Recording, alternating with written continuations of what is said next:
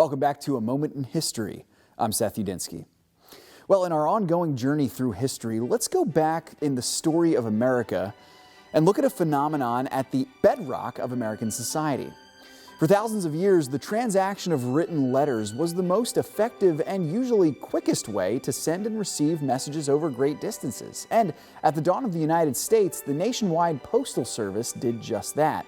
And even with the advent of the telegram, the telephone, and eventually electronic instant messaging, mail delivery is still a vital part of the American experience. Let's look at the story of the United States Postal Service, starting all the way back at the founding of the nation. Now, the U.S. Postal Service began in 1775 as the nation was about to enter its pivotal war with the British Empire. The Founding Fathers understood the importance of a viable postage network in the success of their young nation, so they chose one of their own to serve as the first Postmaster General, Benjamin Franklin.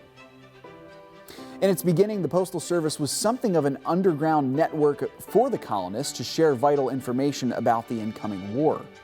Franklin and his leadership helped establish many of the practices in the Postal Service that are still used today, while also greatly decreasing the amount of time between messages being sent and messages being received. Over the next few decades, after the nation won its independence over Great Britain, the Postal Service network steadily expanded. By the 1830s, the network was exceeding that of its rival European powers, both in size and effectiveness. It was, in fact, one of the main qualities of the United States that French aristocrat and political scientist Alexis de Tocqueville praised during his tour of the young nation in the early 19th century. Now, in the later 19th century, the Postal Service still grew rapidly, aided somewhat by the legendary Pony Express, but more so by the completion of the Transcontinental Railroad and the rise of other technologies during the Industrial Revolution. The postage service became something of a lifeblood vessel for the nation. Now, in the 20th century, the Postal Service adopted its famous mantra, which reads as follows: "Neither snow, nor rain, nor heat, nor gloom of night stays these couriers from the swift completion of their appointed rounds."